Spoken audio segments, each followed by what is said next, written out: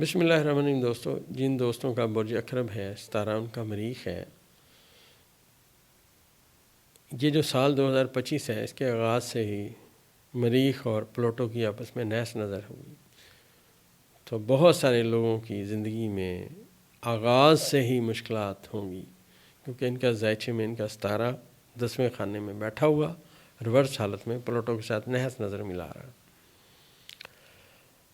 اور ان کو اس سال مارچ تک آپ سمجھیے کہ یہ زندگی میں اپنی لائف میں بہت زیادہ مشکل وقت دیکھیں گے۔ مریخ یہاں اپریل کے اینڈ تک رہے گا، لہٰذا کاروباری الجھنیں، کاموں کا نہ ہونا، ہوتے ہوتے بگڑ جانا، جیسے سمجھیے کہ کسی بندے نے کوئی فیکٹری لگائی، اب اس نے فیکٹری کی بلڈنگ تو کھڑی کر لی اور اس نے اپنی لیبر بھی رکھ لی، مگر جب یہ وقت شروع ہوا نیگیٹو تو پتہ چلا کہ حکومت نے قوانین چینج کر دیے ہیں، لہٰذا اب نئے سرے سے نئے کاغذ تیار کرنا پڑے، قوانین نئے آ گئے اور مشکلات بڑھ گئیں۔ تو ان مشکلات کا جو وقت ہے یہ جنرلی برج اکرب والوں کے لیے ہے، اور بہت سارے لوگوں کے لیے کرنٹلی زائچے میں شدید مشکلات کا وقت ہے، اور اس مشکل وقت میں یہ جو مریخ اور پلوٹو کی آپس میں نحس نظر ہے، جو انتہائی نیگیٹو نظر ہے، یہ ان کو ان کے مقام سے بھی گرا سکتی ہے، ان کی مشکلات میں بھی اضافہ کر سکتی ہے، اور ماضی کے کیے گئے غلط فیصلے ان کو لے ڈوبیں گے۔ اور میں عرض کرتا چلوں کہ جن دوستوں کا برج اکرب ہے، ستارہ ان کا مریخ ہے، ان کا اسم اعظم ہے یا محیو یا ممیتو، لہٰذا وہ یا محیو یا ممیتو کا ورد رکھیں، اللہ سے مدد مانگیں، ان کا جو منصوبی پتھر ہے وہ یاقوت ہے، وہ پہنیں۔ اور میں پھر عرض کرتا چلوں کہ کسی سے کوئی اجازت لینے کی ضرورت نہیں ہے، یہ ان کا منازل قمر کا ورد ہے، اس کو یہ اسم اعظم کے طور پہ اپنا پڑھتے رہیں، جتنا زیادہ پڑھیں گے اتنی زیادہ کامیابی دیکھیں گے اور اتنا زیادہ مشکلات سے نکلتے جائیں گے۔ یہ جو وقت ہے دوستو، گو کہ ان کے لیے مشکلات کا ہے، لیکن ان کے لیے اسی سال میں ایک بہت اچھا وقت بھی آنے والا ہے۔ جو ہی مریخ برج اسد میں سے چلا جائے گا اور یہ ان کے زائچے کے 11ویں خانے میں پہنچے گا، جو کہ اپریل گزارنے کے بعد پہنچے گا،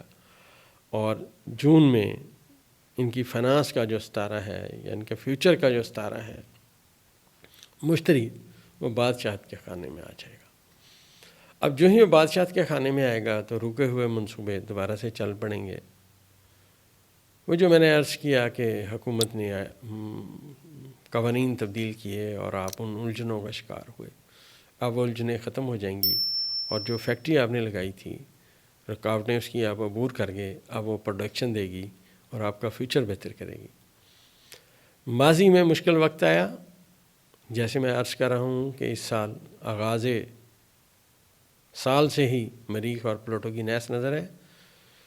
تو مشکلات آئیں، آپ ڈٹے رہے، اور کسی بھی حال میں آپ نے انفیئر مین یوز نہیں کیے، اپنے موقف پہ قائم رہے اور صحیح بات کے اوپر کھڑے رہے، تو وقت تو گزر جائے گا لیکن آپ کی شخصیت بھی بنا جائے گا۔ وہ لوگ جنہوں نے اس وقت میں غلط فیصلے کیے، یاد رکھیے گا کہ اب جو مریخ ریورس ہے وہ حبوط کے خانے میں واپس جائے گا، لہٰذا وہ اس عہدے پہ، جس جگہ پہ وہ ہیں، جو وہ کام کر رہے ہیں یا جو وہ روزگار ہے ان کا، اس سے وہ گر جائیں گے، دوبارہ یہاں نہیں آ پائیں گے۔ یہ بہت زیادہ محتاط رہنے کا وقت ہے۔ بہت ساری مثالیں ہیں، میں دینا نہیں چاہتا یہاں۔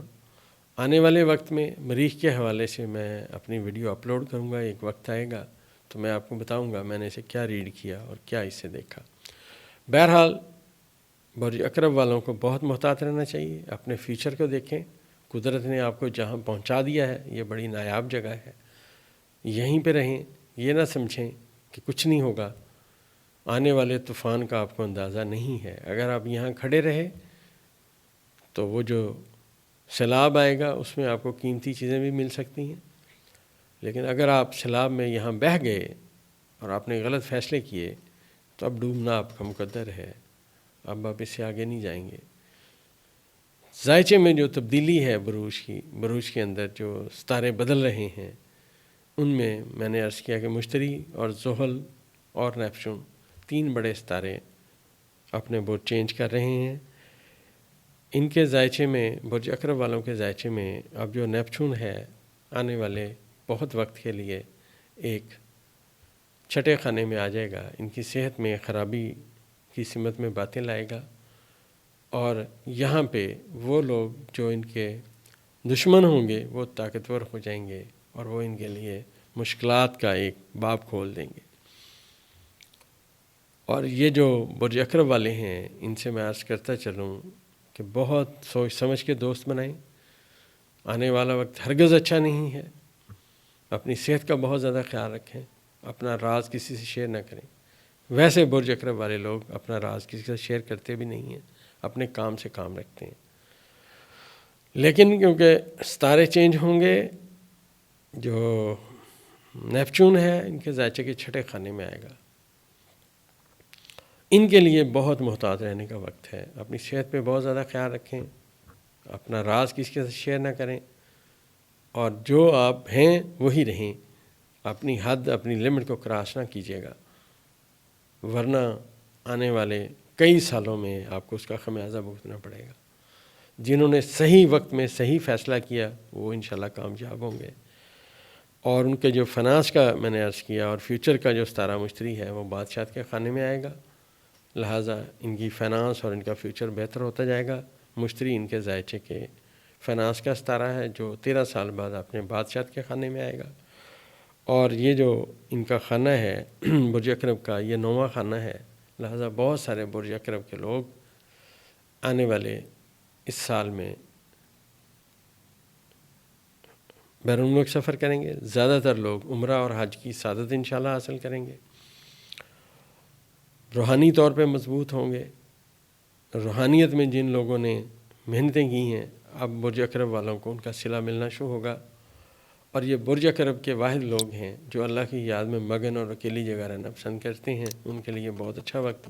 ذائچہ بتا رہا ہے۔ اب مریخ جو ہے اس سال کیونکہ وہ حبوط کے خانے میں آئے گا اور اپریل کے اینڈ تک حبوط کے خانے میں رہے گا، اور یہاں پہ یہ مشکلات لائے گا، بہت محتاط رہیں، اپنے قدم سوچ سمجھ کے اٹھائیں۔